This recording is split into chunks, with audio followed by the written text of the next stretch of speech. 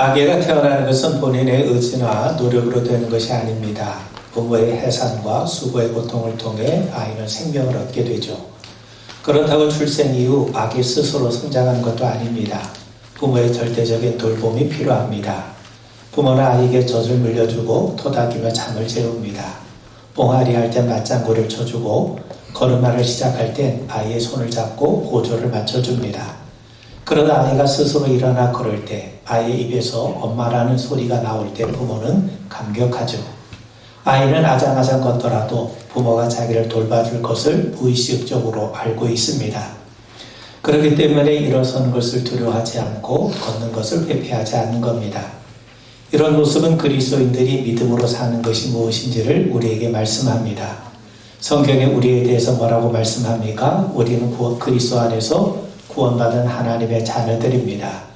물과 성령으로 거듭난 하나님의 백성입니다. 그런데 우리가 구원받고 하나님의 자녀가 된 것은 전적으로 하나님이 주신 선물입니다. 에베소서 2장 8절 이하를 보면 너희는 그 은혜에 의하여 믿음으로 말미암아 구원을 받았으니 이것은 너에게 난 것이 아니요 하나님의 선물이라. 우리가 구원을 선물로 받았다고 합니다. 예수님의 십자가에서 흘리신 값으로 구원이 이루어진 것이지만 우리에게는 선물로 주어졌어요. 하나님께서 은혜로 주신 것이 바로 구원입니다. 그런데 구원이 선물로 주어졌다는 것에 대해 사람들은 빈정대며 말을 합니다. 구원이 그렇게 소중하고 값진 것이라면 거기에 걸맞는 인간의 대가가 지불되어야지 선물로 주어진다는 게 말이 되느냐는 거죠. 은혜로 공짜로 주어지는 것이라면 하찮은 것이 아니겠느냐 하는 겁니다. 그런데 생각해 보세요. 주변에 우리가 공짜로 사용하고 있는 것이 얼마나 많습니까? 우린 매일 햇빛을 공짜로 사용합니다. 햇빛을 충분히 쬐지 않으면 우리의 몸은 우울증과 같은 질병에 걸립니다. 식물도 동물도 햇빛을 받지 않으면 어떻게 꽃을 피울 수 있고 열매를 맺을 수 있겠습니까? 그렇다고 우리가 햇빛을 사용하는 비용을 지불하고 있습니까? 그렇지 않습니다. 공기도 마찬가지죠. 우리가 단 1분이라도 공기를 마시지 않으면 살 수 없습니다. 그렇다고 우리가 공기의 값을 지불하고 삽니까? 그렇지 않습니다. 물도 마찬가지입니다. 비록 생수를 사서 마시긴 하지만 하늘에서 때에 따라 비가 내리지 않으면 어떻게 우리가 살아갈 수 있겠습니까? 사실 이런 것들은 값으로 환산할 수 있는 것들이 아닙니다. 인간이 스스로 생존에 필요한 만큼 햇빛과 공기와 물을 만들 수 있는 것도 아닙니다. 하나님께서 은혜로 우리에게 주시기 때문에 우리가 사는 겁니다. 구원도 마찬가지입니다. 우리는 믿음으로 구원을 얻습니다. 그런데 믿음도 우리 스스로 얻는 것이 아니라 하나님께서 우리에게 주시는 선물입니다. 어떤 목사님이 외국에서 공부할 때 한국으로 아주 중요한 편지를 붙이려고 우체국에 갔는데 마침 지갑을 놓고 오는 바람에 우편을 살 돈이 없었어요. 그래서 다시 집으로 돌아가려고 했는데 어떤 미국인 중년 여성이 선뜻 지갑에서 우표 한 장을 꺼내주더라는 겁니다. 순간 너무 당황스러워서 저를 아십니까? 왜 제게 우표를 주십니까? 이렇게 더듬거리며 물었더니 그 중년 아주머니가 이렇게 대답을 하더라는 겁니다. 당신에게 지금 우표가 필요하니까 내가 주는 거라고 그렇게 얘기를 하더라는 거죠. 그때 목사님 그 말을 듣고 지금까지 자신의 신학교에서 배운 구원론이 한 번에 정리된 것을 느꼈다는 거예요. 여러분, 우리는 본능적으로 하나님 앞에서 자신이 좋은 사람이라는 것을 증명해 보이려고 애를 쓰는 경우가 많이 있습니다. 구원받기에 합당한 사람이 되기 위해서 수행도 하고 선행도 하고 고행까지 마다하지 않습니다. 근데 성경은 그런 본성을 꺾으라고 말씀하죠. 우리 안에 구원받을 만한 요소가 하나도 없음을 인정하라는 겁니다. 우리가 누구라서 하나님께 인정받을 만큼 의롭고 선한 삶을 살 수 있겠습니까? 하나님께서 이스라엘 백성들에게 율법을 주셨어요. 그런데 어느 누구도 하나님께 인정받을 만큼 율법을 지킨 사람은 없습니다. 우리에게는 그런 능력이 아예 없습니다. 그런데 율법의 1.1획도 어김없이 완전히 지키신 분이 계십니다. 그분이 바로 그리스도 예수님이세요. 그런데 하나님은 우리가 그리스도 예수를 믿고 의지하면 예수님이 율법을 완전히 지키신 그 의를 우리의 의로 인정해 주시기로 작정하셨어요. 그래서 바울은 우리가 믿음으로 구원을 의롭게 되었다고 말씀하는 겁니다. 여러분, 우리가 믿음을 가질 때 참으로 놀라운 교환이 이루어집니다. 예수님의 의로움은 우리의 것이 되고 우리에게로 전가되고 또 우리의 죄인됨은 예수님에게로 전가가 됩니다. 이것이 구원이요, 이것이 복음 아니겠습니까? 그러므로 우리에게 필요한 것은 하나님께서 그리스도 예수를 통해서 구원의 은혜를 베푸셨음을 우리가 인정하고 더 한 걸음 나아가서 구원을 얻을 만한 믿음조차 하나님께서 우리에게 은혜로 주신 선물임을 우리가 인정하는 겁니다. 하나님이 우리를 사랑하세요. 우리에게 정말 필요한 것이 무엇인지를 아십니다. 그래서 은혜를 베푸시는 겁니다. 여러분, 아기가 출생하는 것뿐 아니라 말을 배우고 걸어 다닌 모든 것조차 부모의 보살핌과 돌봄 안에서 이루어져요. 마찬가지로 우리 역시 하나님의 도우심, 하나님의 은혜 안에서만이 우리가 믿음을 가질 수 있고 믿음으로 걸어갈 수 있고 믿음으로 살아갈 수 있는 겁니다. 그러므로 우리가 믿음으로 살아가는 것, 이것이 하나님의 은혜요, 하나님이 함께 하시는 구체적인 증거가 되는 겁니다. 여러분, 믿음은 자기 신념이나 확신이 아닙니다. 잘 되겠지, 잘 될 거야, 이렇게 자기를 암시하거나 스스로를 긍정하는 것이 아닙니다. 믿음에는 대상이 있어요. 우리는 하나님을 믿고 하나님을 신뢰합니다. 또 하나님의 도우심을 바랍니다. 나는 부족하고 연약하고 모든 상황과 여건이 녹록지 않다 하더라도 그럼에도 그 모든 것을 합력하여 선을 이루실 분이 하나님이심을 믿고 신뢰한 것, 그것이 바로 믿음 아니겠습니까? 여러분, 하나님은 보이지 않아요. 보이지 않는다고 해서 안 계신 것이 아닙니다. 유치원에서 아이들은 부모가 눈에 보이지 않는다고 해서 부모가 없다고 여기지 않습니다. 신앙생활도 마찬가지입니다.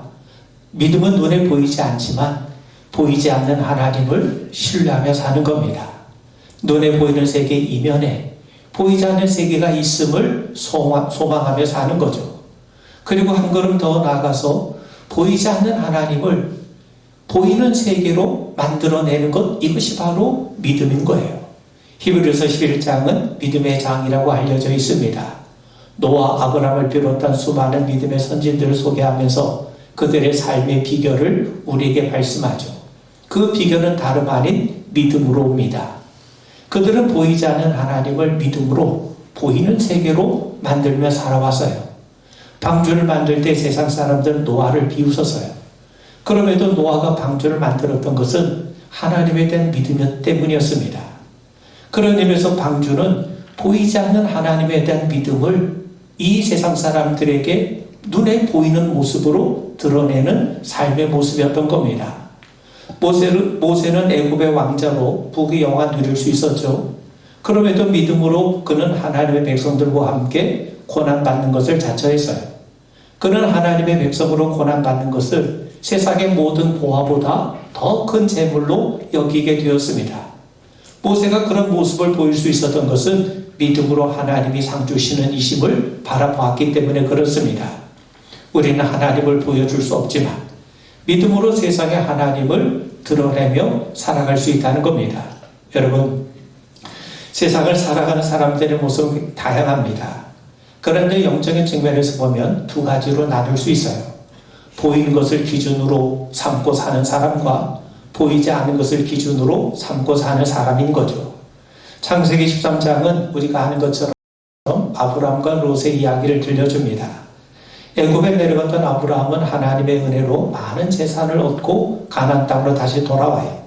그런데 문제가 발생했습니다. 아브라함의 가축과 롯의 가축을 먹이기에 그 땅이 너무나도 좁은 거죠. 그래서 아브라함이 롯에게 제안을 합니다. 거주할 땅을 먼저 선택하라는 거야. 롯이 바라보니까 소돔 땅이 애굽처럼 아주 기름져 보입니다. 그래서 롯은 소돔을 선택하게 되죠. 그런데 생각해보면 선택의 우선권을 롯에게 양보한 것 같지만 사실은 아브라함이 가진 거예요. 그가 선택의 우선권을 롯에게 준 것은 자신은 가나안 땅을 선택하겠다는 것 아니겠습니까? 믿음이 없는 사람은 당연히 눈에 보기에 좋은 땅을 선택하기 마련이에요. 반면 아브라함은 가나안이 비록 척박한 곳이긴 하지만 이곳이 하나님이 약속하신 땅임을 믿고 있었어요. 그래서 롯이 보이는 것을 기준으로 소돔을 선택할 때 아브라함은 보이지 않는 하나님에 대한 믿음을 가지고 그것을 기준으로 가나안 땅을 선택했던 겁니다. 하나님 아니면, 믿음 아니면 굳이 가나안 땅에 머물 이유가 없었던 거죠. 여러분, 이것이 아브라함의 믿음이 드러낸 모습입니다. 그런데 여러분, 하나님은 아브라함의 믿음을 귀하게 여기셨어요. 복되게 하셨어요. 롯이 떠나자 아브라함을 찾아오셨어요. 동서남북을 바라봐라. 네가 바라보는 모든 땅을 주시겠다고 약속하십니다. 뿐만 아니라 아브라함을 열국의 아버지, 믿음의 조상으로 세워주셨습니다. 믿음의 삶이라는 게 뭡니까? 보이는 세상의 전부가 아니라는 거예요. 그 배후의 역사는 하나님을 바라보며 사는 겁니다. 어떤 여자가 두 남자 사이에서 고민해요. 둘 다 좋습니다. 이 남자도 좋고 저 사람도 포기할 수가 없어요. 그렇다고 두 남자와 다 결혼할 수 있는 것이 아니지 않습니까? 이제 한 남자를 선택해야 됩니다. 그런데 한 남자와 선택해서 결혼한다는 것은 다른 한 남자를 잊어야 된다는 것 아니겠습니까? 우리는 하나님과 재물을 겸하여 섬길 수 없습니다. 하나님이냐 세상이냐, 바로 거기에서 그리스도인들은 하나님을 선택하며 사는 사람입니다. 그런데 하나님은 보이지 않아요. 반면에 세상의 화려함은 눈에 보입니다. 그래서 사단은 끊임없이 자신에게 절을 하면 이 세상의 부귀영화를 주겠다고 우리를 속이는 겁니다. 그래서 많은 사람들이 사단에게 속아서 하나님을 등지고 사단에게 미혹되며 살아갑니다. 그런데 세상의 부귀영화는 사단의 것이 아닙니다. 사단은 불법 세력이에요. 세상의 주인은 하나님이세요. 물질을 얻을 수 있는 능력을 주신 분도 하나님이세요. 사단은 하나님의 것을 마치 자기 것이냐 우리를 속이면서 우리를 현혹합니다. 우리에게 필요한 것은요, 하나님이 주시는 거예요. 성 어거스틴은 우리에게 이렇게 얘기합니다. 나는 하나님을 보여줄 수가 없다. 하나님이 안 계신 것이 아니라 당신이 볼 눈이 없기 때문에, 당신의 눈이 하나님을 볼 수 있는 눈이 없기 때문에 하나님을 보여주고 싶어도 보여줄 수 없다는 거죠. 그런데 하나님은 이 세상에 하나님의 계심을 드러내며 살아가길 원하세요. 어떻게 해요? 믿음으로입니다. 우리가 믿음으로 사는 것이 곧 보이지 않는 하나님을 세상에 드러내는 삶인 겁니다. 여러분, 믿음은 세상 너머에 하나님을 바라보게 합니다. 보이지 않는 세계를 바라보게 되죠. 예수를 믿기로 결심하면, 우리가 십자가를 바라보면 그 이후에 부활의 영광, 천국의 영광이 있다는 것을 알게 됩니다. 초대교회 성도들이 숱한 세상 핍박 가운데에서도 믿음으로 하나님 나라를 바라봤기 때문에 그들은 신앙을 지켜낼 수 있었던 겁니다. 우리는 스데반을 잘 알고 있어요. 유대 사람들이 돌을 들고 씩씩거리며 달려들어요. 그때 스데반은 하늘의 문이 열리고 하늘 보좌에 하나님이 계시고 그 우편에 예수님이 서 계신 것이 보였어요. 그는 믿음으로 보이지 않는 하늘의 세계를 바라봤던 겁니다.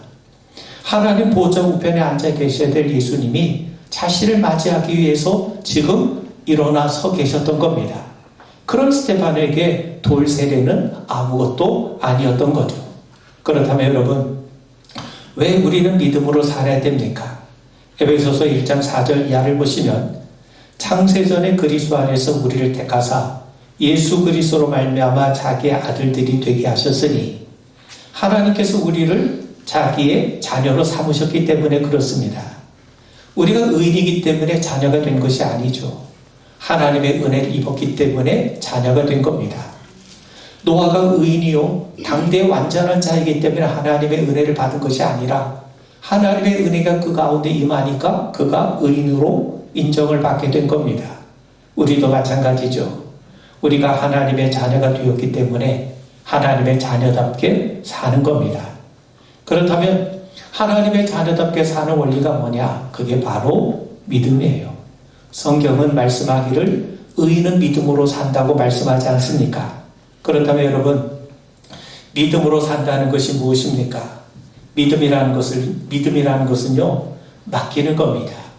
대개 믿음을 영어로 believe, faith라고 얘기하죠. 그런데 엄밀히 말해서 믿음은 trust입니다. 신뢰하는 겁니다. 맡기는 겁니다. 내가 하나님의 손을 잡는 게 아니라 하나님이 내 손을 잡아주실 수 있도록 내 손을 하나님 앞에 내어드리는 거예요. 여러분 생각해 보세요. 큰 길을 갈 때 아이가 부모의 손을 잡는 게 안전하겠습니까? 아니면 부모가 아이의 손을 꽉 잡아주는 것이 안전하겠습니까? 부모가 아이의 손을 잡아주는 것이 안전하죠. 마찬가지로 내가 하나님을 붙드는 것 같지만 내가 하나님을 붙드는 것보다 하나님께서 나를 붙들어 주시는 것이 그것이 더 복되고 더 안전한 거예요. 그런 의미에서 믿음으로 산다는 것은 뭐냐? 하나님이 나를 붙드실 수 있도록 하나님이 나를 주장하실 수 있도록 나 자신을 하나님 앞에 온전하게 맡기는 겁니다. 여러분, 인생이라는 것 자체가 결코 만만치 않죠. 먹고 사는 문제, 자녀 문제, 건강 문제, 노후 문제 어느 것 하나 녹록지 않습니다. 그런데 예수님 말씀하시기를 수고하고 무거운 짐을 진 자마다 다 내게로 오라고 말씀하세요. 아무 일도 하지 말라 그런 의미가 아닙니다. 하나님께 맡기며 살라는 거죠. 믿음으로 살라는 겁니다. 여러분, 마가복음 9장에 보면 예수님께서 변화산에서 내려오셨을 때 한 아이의 아버지가 예수님을 찾아와서 간구해요. 아들이 말을 하지 못하고 듣지도 못하고 게다가 간질까지 앓고 있어요. 그런데 제자들에게 고쳐달라고 간구했지만 제자들은 고칠 수가 없었던 겁니다. 그래서 예수님에게 찾아와서 간구를 해요. 그런데 이 아이의 문제는 보이지 않는 것에 원인이 있었어요. 귀신이 들렸던 겁니다. 귀신이 아이 속에 들어가서 보지 못하게 하고 듣지 못하게 하고 또 귀신이 조종하는 대로 불과 물 속에 뛰어들게 만들었던 겁니다. 부모는 아이의 문제를 해결하기 위해서 백방으로 뛰어다녔을 거예요. 그런데 아이를 도와줄 수 있는 것은 아무것도 없었어요. 왜냐하면 귀신은 눈에 보이지 않는 악한 실체이기 때문에 그렇습니다. 그런데 예수님 앞에 나왔을 때 아이가 고침을 받아요. 예수님은 이 아이를 조종하고 있었던 귀신을 꾸짖어서 그를 내쫓으셨어요. 귀신이 물러나자 아이는 깨끗하게 고침을 받게 된 거죠. 여러분, 아이는 믿음으로 고침을 받은 겁니다.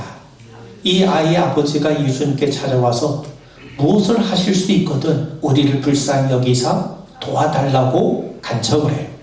그때 예수님이 그에게 말씀하시기를 할 수 있거든이 무슨 말이냐? 믿는 사람에게는 능히 하지 못할 일이 없느니라 이렇게 말씀하세요. 그러자 아이의 아버지가 예수님 앞에 어떻게 말씀을 드립니까? 주여 내가 믿나이다. 나의 믿음 없는 것을 도와주소서. 믿음이 예수님과 만날 때 놀라운 기적의 역사가 일어났던 거예요. 여러분, 우리의 문제는 하나님의 무능이 아닙니다. 우리의 불신앙에 있는 거예요. 내가 믿나이다. 나의 믿음 없는 것을 도와주소서. 여러분, 이것이 우리의 기도와 간구와 소원이 되어야 합니다. 여러분의 교사인데 누군가 여러분에게 난 당신이 유능하고 탁월한 교사임을 믿습니다. 근데 내 아이를 당신에게 맡길 수 없다. 이렇게 말하면 그건 믿는 것이 아니지 않습니까? 하나님의 전능하심을 믿지만 하나님께 온전히 맡기지 못해요. 그건 하나님을 믿는 게 아닙니다. 하나님을 믿지만 우리는 말씀을 믿고 세상에 좋은 것을 포기할 자신이 없어요.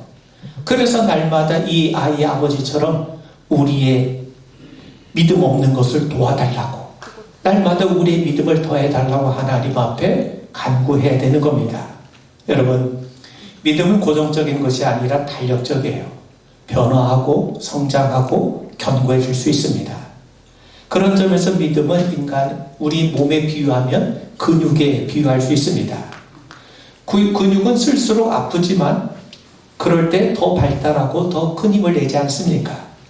예전에 인왕산을 올랐는데 처음에는 숨차고 허걱거리게 됩니다. 산을 오르면서 몇 번을 쉬었는지 모릅니다. 그런데 계속 반복해서 올랐더니 쉬지 않고 가뿐히 오를 수 있게 돼요. 산에 오를 수 있는 능력이 강화되었기 때문에 그렇습니다. 여러분, 힘은 쓸수록 생기죠. 처음부터 되는 게 아니지 않습니까? 조금씩 높여가다 보면 어느새 오를 수 있게 되는 겁니다. 산을 옮기는 믿음이 갑자기 생기는 게 아니에요. 작은 돌을 옮기는 믿음으로 시작해서 산을 옮기는 믿음으로 자라나게 되는 겁니다. 여러분, 지금도 세계 도처에서 하나님의 놀라운 기적이 일어나고 있어요. 우리에게 기적이 일어나지 않는다고 해서 기적이 없는 것이 아닙니다. 하나님은 지금도 살아계시고 지금도 역사합니다. 지금도 당신의 백성들이 믿음으로 응답하며 살아가기를 원하고 계세요. 믿음은 뭡니까? 하나님의 살아계심과 일하심이 우리 가운데 역사하는 통로가 됩니다. 여러분, 내가 이 컵에 있는 물을 마셔서요, 내 목을 해결해준, 내 갈증을 해결해주는 건 뭡니까? 물이에요. 근데 그 물이 무엇으로 왔습니까? 이 컵을 통해서 나에게 왔어요. 그런 것처럼 하나님의 놀라운 역사, 그 능력이 믿음이라고 하는 도구를 통해서 우리 가운데 임하는 것을 분명히 알게 되길 바랍니다. 그런 의미에서 우리의 믿음이 날마다 더해지는 역사, 날마다 믿음의 실력이 키워지는 그런 은혜의 역사가 있기를 주님의 이름으로 축원을 드립니다. 아멘. 여러분, 오늘 읽은 본문의 말씀을 다시 읽어보면, 그러므로 믿음은 들음에서 나며 들음은 그리스도의 말씀으로 말미암았느니라. 성경, 복음이 하나님 말씀이죠. 우리는 설교를 들을 때 주의해야 됩니다. 성도들이 공감한다고 해서 좋은 설교가 아닙니다. 설교자가 설교를 통해 얼마든지 자기의 생각을 전할 수 있기 때문이죠. 내가 원하는 소리를 듣는다고 해서 그것이 좋은 설교가 아닙니다. 유대 백성들은 선지자 예레미야의 설교보다는 거짓 선지자의 설교를 더 좋아했어요. 그래서 설교를 하는 사람이나 또 설교를 듣는 사람이나 성령의 도우심을 구해야 됩니다. 왜냐하면 성령님만이 말씀을 바로 전하게 하시고 또 그 말씀을 바로 듣고 분별하게 하시기 때문에 그렇습니다. 여러분, 하나님 말씀을 들으면 믿음이 자라요. 물론 듣는다고 저절로 믿음이 자라나는 것은 아닙니다.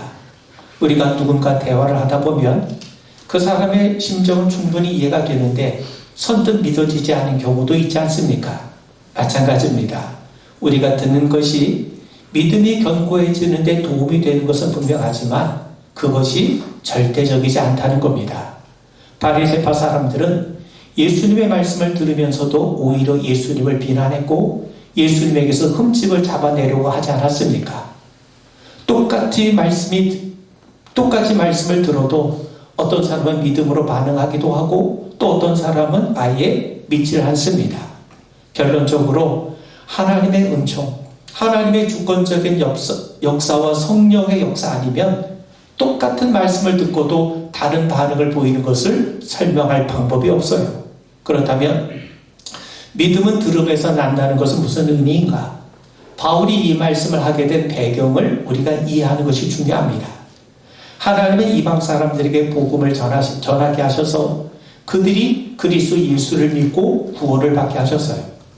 그렇다고 하나님이 이스라엘 백성들을 외면하신 것이 절대로 아닙니다. 하나님의 이스라엘 백성들에게도 복음의 말씀을 전해 주셨어요. 유대 사람이든 이방 사람이든 구원받는 원리는 동일합니다. 누구든지 예수를 믿고 주로 시인하면 구원을 받게 돼요. 그런데 유대 사람들이 지금 불평하고 있어요. 자기들에게 복음이 전해진 적이 없다고 투덜거리고 있는 겁니다. 하나님께서 자기들은 내버려 두시고 이방 사람들에게만 복음을 전하게 하셔서 구원하신 것이 너무나도 억울한 처사라고 불평하고 있는 거예요.